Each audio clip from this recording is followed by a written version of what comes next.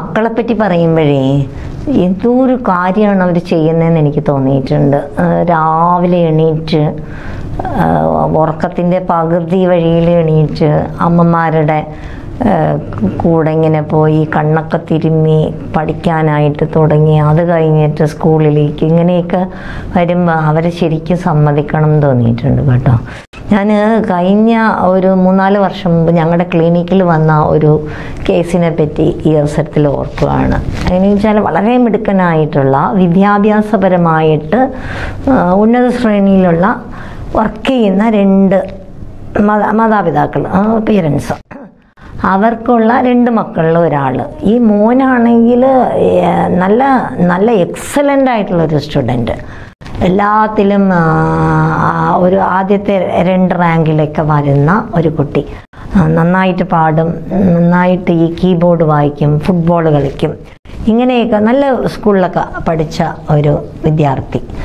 എന്നിട്ട് ഈ അമ്മയും അച്ഛനും അവനെ ഞങ്ങളുടെ ക്ലിനിക്കിലേക്ക് കൗൺസിലിംഗ് കൊണ്ടുവന്നത്. കാര്യം എന്താ വെച്ചാൽ 10ാം ക്ലാസ് ആയതോടുകൂടി ഇയാൾ പഠനത്തിൽ വളരെ മോശപ്പെട്ട അവസ്ഥയിലേക്ക് പോകുന്നു.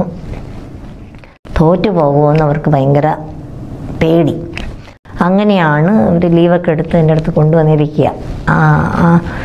ഈ മോനെ കാണുമ്പോൾ വലിയ ബുദ്ധിമുട്ടൊന്നുമില്ല, അവൻ വലിയ കൂളായിട്ട് വന്ന് എന്താ കാര്യം എന്നുള്ള മട്ടിലാണ് എൻ്റെ അടുത്ത് നിന്നത്. അപ്പം ഞാൻ ആദ്യം ഈ പേരൻസിൻ്റെ അടുത്തൊക്കെ ചോദിച്ചപ്പോൾ ഇവൻ്റെ ഈ അവസ്ഥ കാണുമ്പോൾ വല്ലാത്ത വിഷമമുണ്ട് ഡോക്ടറും, തോറ്റു പോകുമെന്ന് പേടിയുണ്ട്, അതുകൊണ്ടാണ് കൊണ്ടുവന്നതെന്ന് പറഞ്ഞു. അപ്പോൾ ബാക്ക്ഗ്രൗണ്ടൊക്കെ മനസ്സിലാക്കി കഴിഞ്ഞ് ഞാൻ പറഞ്ഞു എന്നാൽ ഞാൻ അയാളടുത്തൊന്ന് സംസാരിക്കട്ടെ എന്ന് പറഞ്ഞ പാടെ ഈ മോൻ വന്നിട്ട് ആദ്യം എൻ്റെ അടുത്ത് പറഞ്ഞ കാര്യം, അവർക്കിട്ട് ഞാനൊന്ന് വച്ചതാ ഡോക്ടർ. ഞാൻ സത്യം പറഞ്ഞാൽ ഞെട്ടിപ്പോയി. എന്താ കാര്യം ചോദിച്ചപ്പം അയാൾ എൻ്റെ അടുത്ത് പറഞ്ഞത്, ഞാൻ വലിയ കുഴപ്പമില്ലാത്ത സാമാന്യം നല്ല മാർക്കോടെ വാങ്ങി പാസ്സായിക്കൊണ്ടിരുന്നതാണ് 8ാം ക്ലാസ് വരെ. അപ്പോഴൊന്ന് ഇവർ എന്നെ ഒന്ന് അപ്രീഷിയേറ്റ് ചെയ്യുകയോ വാങ്ങുന്ന കാര്യങ്ങൾ നല്ലതായിട്ട് കാണുകയോ ഒന്നും ചെയ്തില്ല. കഴിഞ്ഞ 2 വർഷമായിട്ട് ഇവരെൻ്റെ പിന്നിലാണ്. എന്താ കാര്യം ചോദിച്ചപ്പോൾ പറഞ്ഞത് ഇതാണ്, ഞാനിപ്പോൾ ജയിക്കണമൊന്നുമില്ല, എനിക്കിത് ജയിക്കാൻ അത്ര പ്രയാസമൊന്നും ഉണ്ടായിട്ടല്ല, എന്നാൽ എനിക്ക് ഇവർക്ക് ഒന്ന് കാണിച്ചു കൊടുക്കണം. ഇപ്പം 9ാം ക്ലാസ് ആയപ്പോൾ എൻ്റെ ഫുട്ബോൾ കളിയൊക്കെ നിർത്തി. 10ാം ക്ലാസ് ആയപ്പോൾ ഫുട്ബോളില്ല, കീബോർഡില്ല, പാട്ടില്ല, ഒരു എക്സ്ട്രാ ആക്ടിവിറ്റീസ് ഇല്ല. 10ാം ക്ലാസ്സല്ലേ, എല്ലാം കൂടെ നിർത്തിയേക്കാണ്.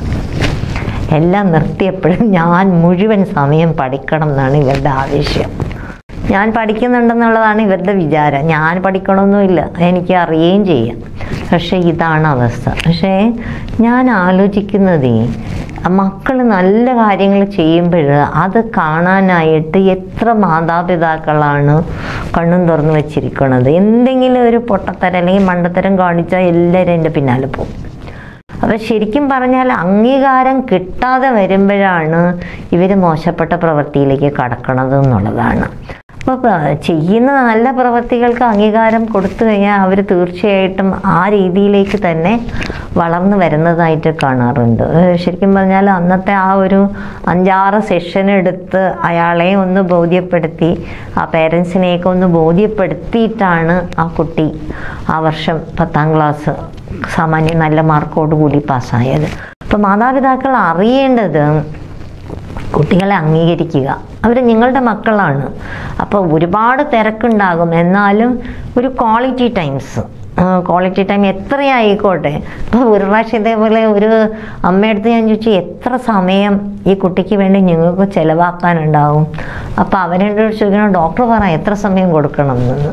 അപ്പം ഞാൻ പറഞ്ഞു, ഇത് നിങ്ങളുടെ മോനല്ലേ, അപ്പം നിങ്ങൾക്കല്ലേ അറിയാവൂ ഇയാളുടെ താല്പര്യങ്ങൾ എന്താണ്, എന്തൊക്കെ രീതിയിലാണ് ഇയാൾക്ക് വേണ്ടി നമുക്ക് സമയം കൊടുക്കാൻ പറ്റുക. ഒരു ഫാമിലി ടൈം, കുടുംബാന്തരീക്ഷത്തിൽ ഒരു നല്ല രീതിയിലുള്ള സന്തോഷകരമായിട്ടുള്ള ഒരു അന്തരീക്ഷമുണ്ടെങ്കിൽ അതിൽ കൂടെ തന്നെ കുട്ടികളും നന്നായിക്കോളും എന്ന് തോന്നുന്നു.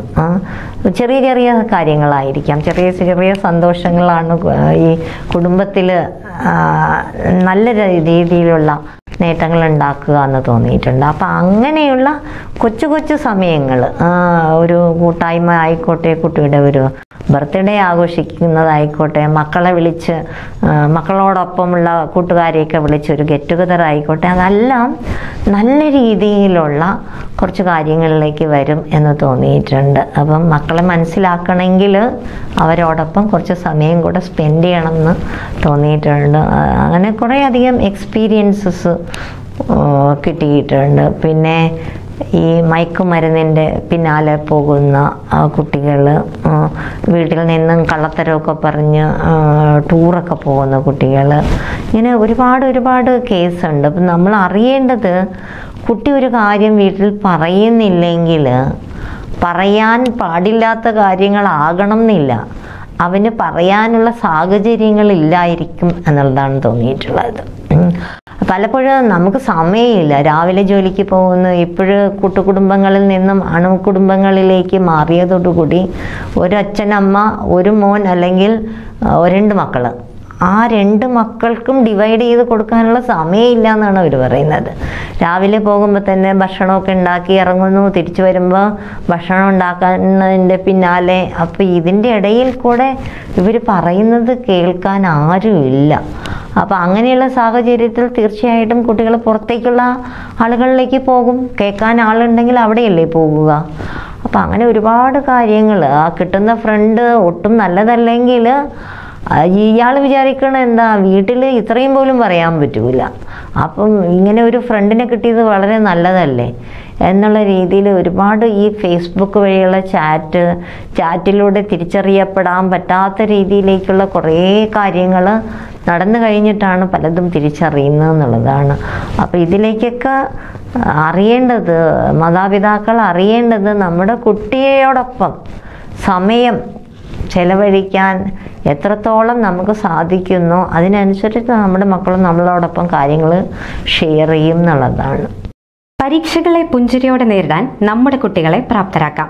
Centre for health intelligence learning and ഡെവലപ്മെന്റിലെ ബിഹേവിയർ കൺസൾട്ടന്റും തെറാപ്പിസ്റ്റും ട്രെയിനറുമായ ഡോക്ടർ എസ് ഗിരിജ സംസാരിക്കുന്നു.